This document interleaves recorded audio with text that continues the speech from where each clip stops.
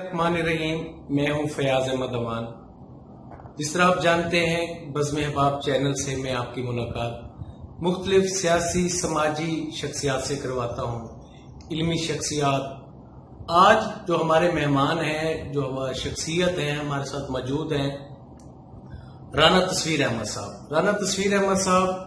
تحریک صوبہ ملتان کے مرکزی چیئرمین ہیں، اور ان کا نعرہ یہ ہے کہ یہ جو تحریک ہے خالصتاً یہ جنوبی پنجاب علیحدہ صوبے کے لیے ہے۔ تو ان کا نعرہ ہے کہ اس میں لسانی بنیادوں پر صوبے کی بات نہ کی جائے، تمام یہاں اس خطے میں بسنے والی تمام قوموں کا اتنا ہی حق ہے جتنا کہ کوئی اگر یہ دعویٰ کرتا ہے۔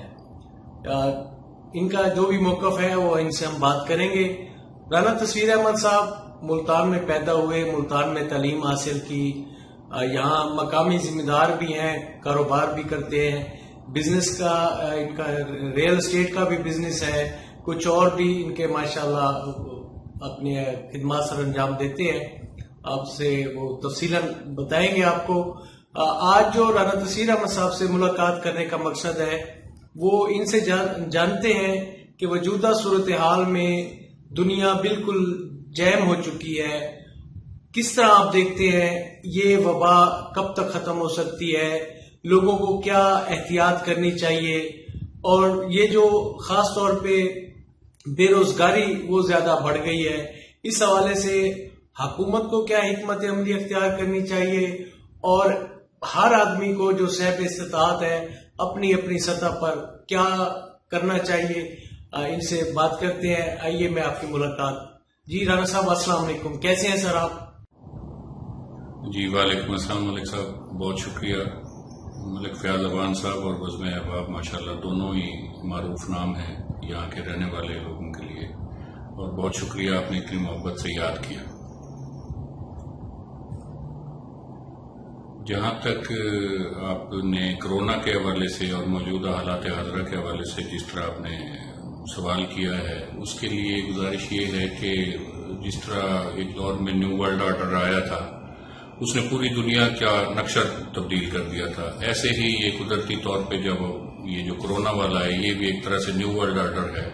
اس سے پہلے کی دنیا ٹوٹل مختلف تھی، اس کے بعد کی دنیا اب ٹوٹل مختلف ہے۔ اب یہاں جو کچھ آپ کو دنیا کا نقشہ نظر آ رہا ہے موجودہ حالات میں، اور اس حالات آخر ختم ہو جانے ہیں، ستمبر تک، دسمبر تک، نومبر، اکتوبر تک جب بھی ختم ہوں گے تو اس کے بعد کی جو دنیا ہوگی وہ بالکل ایک نئے رنگ میں ہمیں نظر آئے گی۔ بہت سارے جو تبدیلیاں آ چکی ہوں گی، کاروبار کے حوالے سے بھی، لوگوں کے رویوں میں بھی، معاشرت کے حوالے سے بھی، اور سماج بھی اچھا خاصا تبدیل ہو چکا ہوگا۔ اسی طرح اگر ملکی سطح پہ بھی دیکھا جائے تو بہت سے ممالک کی پالیسیاں چینج ہو جائیں گی، لوگوں کا ملنے جلنے کا انداز تبدیل ہو جائے گا۔ جو صدیوں سے جو روایات آ رہی تھی، وہ مذہب کے حوالے سے تھی یا تمام مذاہب کے حوالے سے تھی یا سیولائزیشن کے حوالے سے تھی یا میل جول کے حوالے سے تھی، وہ ان سب چیزوں میں اب ہم کچھ بنیادی تبدیلیاں پائیں گے۔ اب یہ قدرت کا نظام ہے، اللہ تعالیٰ نے جیسے بہت سارے معاملات کیے ہیں، وقتاً فوقتاً چیزیں بدلتی رہتی ہیں۔ اب یہ کرونا کوئی نئی چیز نہیں ہے، اب اس کا وجود جو ڈسکور ہوا تھا وہ ویسے تو 1930 میں ہوا تھا، مرغیوں سے یہ آئی تھی، پھر مرغیوں سے چوہوں میں چلی گئی تھی، چوہوں سے پھر اگلے کسی جانور میں۔ عموماً اس کی بنیادی ڈیفینیشن میں لاطینی زبان کا لفظ ہے جس کا ترجمہ غالباً ایگزیکٹ مجھے یاد نہیں ہے، حالہ یا تاج یا سورج کا ایک شکل ہے، اس قسم کا کوئی اس کا نام کا مطلب بنتا ہے۔ اس فیملی کے کچھ 206 کے لگ بھگ وائرس ہیں جو 2003-04 میں بھی آیا، پہلے تو 1930 میں یہ مرغیوں میں جیسے بتایا آپ کو، پھر 1940 میں یہ اور چیزوں میں پھیل گیا۔ عموماً یہ ممالیہ جانوروں میں زیادہ پایا جاتا ہے، اس میں انسان بھی شامل ہیں اور اس میں وہ اور دیگر جانور اور دیگر مخلوقات بھی شامل ہیں، پرندوں میں بھی کسی حد تک یہ پایا جاتا رہا ہے۔ اب اس 206 فیملی میں سے بہت سے نام آپ نے پہلے بھی سنے ہوں گے، جیسے سائرس آیا تھا، جیسے کانگو آیا تھا، بہت سارے اور نام جو آئے تھے وہ بھی کوئی لگ بھگ اسی فیملی سے متعلق ہیں۔ عموماً دوستوں کی گفتگو میں آپ نے سنا ہوگا کہ وہ کہتے ہیں کہ جی 2006 میں ہم نے اس کا لٹریچر پڑھا تھا، کوئی مختلف حوالوں سے یہ نام پرانا ہے، اور اگر کوئی آج سے کوئی جس نے 10-12 سال 15 سال پہلے بھی اگر FSC اگر پڑھی تھی تو وہاں بھی کرونا کا لفظ ان کی یادداشت میں ہوگا. تو یہ لفظ نیا نہیں، لیکن اس قسم کے انداز اور اثرات جو آج کل دنیا پہ دیکھے جا رہے ہیں، یہ اثرات سب کے لیے نئے ہیں اور کافی تکلیف دہ ہے. اب پچھلے دنوں WHO کی جو پریس کانفرنس آئی ہے، اب اس نے ایک اور رخ اس کا دے دیا کہ اس میں کہا گیا کہ یہ آپ کے جو سوشل ڈسٹینس کی بات ہوتی تھی اس کی وجہ سے اس پہ اتنے اثرات نہیں آتے. جو نان لیونگ چیزیں ہیں جیسے دروازے ہیں، ہینڈل ہیں دروازوں کی، گاڑیاں ہیں، ٹیبل ہیں، برتن ہیں، یا اس قسم کی دیگر چیزیں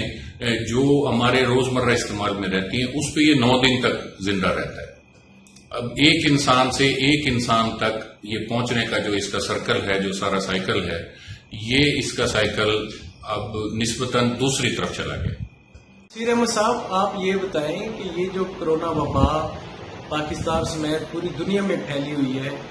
اس حوالے سے حکومتوں کو اپنا کیا کردار ادا کرنا چاہیے؟ صاحب استطاعت لوگوں کو کیا کردار ادا کرنا چاہیے؟ آپ کیا سمجھتے ہیں ہمیں اپنی مدد آپ کے تحت کیا ہمیں کرنا چاہیے؟ تو ان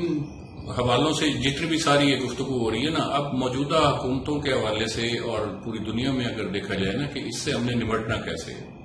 اس کے جہاں نیگیٹو اثرات بے شمار ہیں تو اس کے پازیٹو اثرات بھی بہت سارے ہیں. جیسے آپ نے کھانے پینے میں، آپ نے اپنے روزمرہ کے معاملات میں اب نسبتاً مثبت انداز میں تبدیلیاں آئی ہیں. پہلے روٹین میں ہمارے معاشروں میں اور خاص طور پہ ہمارے متوسط طبقہ میں عموماً صفائی کا اس حساب سے خیال نہیں رکھا جاتا تھا. اب آپ نے ایک مستقل طور پہ ہاتھ دھونے کا ایک مستقل چیز آپ کے ساتھ، آپ کے بچوں کے ساتھ، آپ کے فیملی کے ساتھ جڑ گئی. دوسرا، ایک دوسرے سے فاصلے سے ملنا، ایک دوسرے سے مصافحہ کرنا، ایک دوسرے سے بے تکلفانہ انداز میں جس طرح ایک دوسرے سے ملتے تھے، اب وہ چیزیں تبدیل ہو جائیں گی. اب آنے والی دنیا میں جب ہم ایک دوسرے سے ملیں گے تو ہمارا انداز اور انداز میں ہوگا ملنے جلنے کا. جہاں تک آپ کی اس بات کا اس حوالے سے ہے کہ اب حکومتوں کو کیا حکمت عملی اپنانی چاہیے اور ہمیں یا ہمارے معاشرے کا کیا رول اس میں ہونا چاہیے، تو اس میں اگر آپ غور کریں گے تو یہ اسلام نے بڑا خوبصورت انداز میں، وہ ایگزیکٹ آیت میرے ذہن میں نہیں آ رہی، لیکن اس میں خل العفو کا ذکر ہوتا ہے کہ سوال اس میں یہ پیدا ہوتا ہے نا کہ جی آپ کتنا صدقہ خیرات کریں یا کتنا دوسروں کے لیے چیزیں دیں. تو اس میں بالکل کلیئر جو فارمولا جو ہمارے مذہب نے دیا ہے کہ جو آپ کی ضرورت سے زیادہ ہے اس پہ دوسروں کا حق ہے. اب یہ ایک ایسا فارمولا ہے کہ آپ کسی بھی قسم کے آفات پہ بھی اس کو آپ امپلیمنٹ کر سکتے ہیں اور کسی بھی قسم کی معاشرت پہ، اور بلا اس میں تخصص، بغیر کسی ایک دوسرے کا فرق کیے جس وقت ہم اس فارمولے کو اپنانا شروع کرتے ہیں تو پھر ہمیں احساس ہوتا ہے کہ اب ہماری ذمہ داریوں کے دن شروع ہوئے. اب یہ گزشتہ فروری سے لے کے اور اب تک کا جو ٹائم گزرا ہے، اس ٹائم میں ہمارے کوئی 80-90% آبادی ہے جو وہ مالی مشکلات کا سامنا کر رہی ہے. رانا تسیر احمد صاحب، آپ ہمیں یہ بتائیں کہ یہ جو جس طرح آپ نے کرونا کے حوالے سے اور ابھی آپ نے آیت مبارکہ کا بھی حوالہ دیا ہے، آپ کیا سمجھتے ہیں کہ قرآن و حدیث کی روشنی میں یا رسول اکرم صلی اللہ علیہ وسلم کے احکامات کی روشنی میں ان وباؤں کی حقیقت سے احتیاط کرنے سے کیا متعلق کیا احکامات ہیں سر؟ تو یہ ہمارے قرآن اور حدیث میں مکمل طور پہ مذہب کے اگر حوالے سے اگر ہم دیکھا جائے نا تو اس کے تمام مسائل کے حل موجود ہیں. ہمیں بتایا گیا ہے کہ ہم نے معاشرت میں کیسے رہنا ہے، ہم نے عدل کو اور اعتدال کا دامن نہیں چھوڑنا، ہم نے کیسے حقوق ہمسائے کے، ہم نے اپنے اقربا پروری کے حوالے سے، اپنے اقربا کے حوالے سے، عزیزوں کے حوالے سے جو معاملات ہیں اس کے حوالے سے ہمیں گائیڈ لائن مکمل طور پر دین میں موجود ہے. اور اس میں اگر ہم غور کریں، اگر ہم اپنے بچوں کو بھی اگر ہم بتائیں تو ہمیں ان تمام مسائل کا حل ملتا ہے. اور ایک اسلامی ملک کے حوالے سے، اگر اسلامی معاشرے کے حوالے سے اگر ہم دیکھیں تو ہمیں ان وبا سے، ان مسائل سے نمٹنے کے بے شمار چیزیں ہمارے پاس موجود ہیں اور بڑے احسن طریقے سے ہم ان معاملات سے نکل سکتے ہیں. اور اس کا بنیادی فلسفہ یہی ہے کہ آپ جو کچھ اپنے لیے پسند کریں وہ اپنے بھائی کے لیے بھی پسند کریں. ہمارے معاشرے میں جس طرح پہلے ہوا کرتا تھا، اگر ایک گھر میں کھانا بن رہا ہے تو وہ سب سے پہلے ہمسایوں کے گھر بھیجا جایا کرتا تھا. تو جب تک آپ کو اپنے ہمسائے کا، اپنے دوستوں کا، اپنے ارد گرد کے ان لوگوں کا جو آپ سے وابستہ ہیں، ان کے اگر آپ کو مالی اور معاشی معاملات آپ اگر بھول رہے ہیں اور آپ کی توجہ اس طرف نہیں ہے، تو یہ ہماری یوں سمجھ لے کہ ایک مکمل طور پر غیر اخلاقی جرم بن جائے گا. جی رانا صاحب، آپ یہ بتائیں، آپ نے یہ تحریک صبح ملتان کس وجہ سے، کیا سوچ کے شروع کی، اور آپ کیا سمجھتے ہیں کہ صبح علیحدہ صبح جو ہم سب مطالبہ کر رہے ہیں بنے گا یا نہیں بنے گا، اور یہ جو سیکریٹریٹ کا کہا گیا ہے 1 جولائی سے آپریشن کرنے کا، تو یہ ممکن آپ کو نظر آتا ہے اس سے ہمارے مسائل حل ہوں گے؟ تحریک صبح ملتان کے حوالے سے جس طرح میں گزارش پیش کرتا ہوں کہ یہ ایک طویل عرصے سے تحریک ہے جو چلائی جا رہی ہے کہ جو معاشرے میں اعتدال کے لیے اور تعصبات کی نفی کرتے ہوئے ہم چند دوستوں نے سلسلہ شروع کیا تھا کہ معاشرے کے اندر کسی بھی قسم کے تعصبات کو ہمارا خطہ افورڈ نہیں کر سکتا. اس کی بہت ساری مثالیں ہمارے سامنے بلوچستان کی صورت میں موجود ہیں، کراچی کی صورت میں موجود ہیں کہ وہاں پہ لسانی حوالوں سے اور نسلی حوالوں سے بہت سارے اس قسم کے فسادات اور پریشانیاں تھی جس سے ہمارے دشمن ممالک بھی اور دیگر لوگ بھی اس سے فائدہ اٹھاتے رہے. تو ان چیزوں سے بچتے ہوئے ہم نے اس تحریک کو شروع کیا تھا اور اس میں ایک محبت اور امن چارے کے حوالے سے ہم نے اس پہ کوششیں شروع کی. پذیرائی ہمیں بہت ملی. جہاں تک صوبے کے اصول کے حوالے سے بات ہے، اس میں جو بنیادی نقطہ جو مجھے سمجھ آتا ہے کہ ایک تو جو اس سلسلے میں جتنی بھی تحریکیں کام کر رہی ہیں اور جتنے بھی افراد انفرادی طور پہ کام کر رہے ہیں، وہ عوام تک ان کی تحریکیں پینیٹریٹ نہیں کر سکی. مجھ سمیت یہ تمام دوستوں کی ذمہ داری تھی کہ ہم عوام تک اس شعور کی آگاہی پہنچائیں جس میں ہم لوگ کسی حد تک ناکام رہے.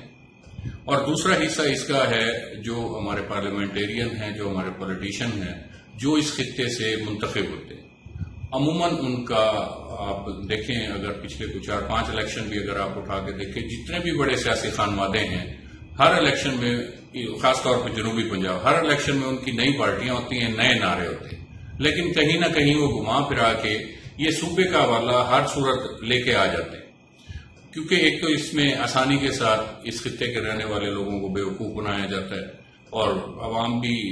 کسی حد تک ان کی باتوں میں آ جاتے ہیں، نعروں میں آ جاتے ہیں. موجودہ حکومت نے بھی ایسا ہی سلسلہ شروع کیا تھا، صوبہ معاذ کے نام سے جیسے بنا لیا تھا، پھر وہ انہوں نے سیاسی جماعت میں ضم کر دیا اپنی وزارتیں اور اپنی سیٹیں لینے کے بعد. تو آپ 139 کے لگ بھگ ایم پی ایز کی سیٹیں بنتی ہیں ہمارے اس خطے سے.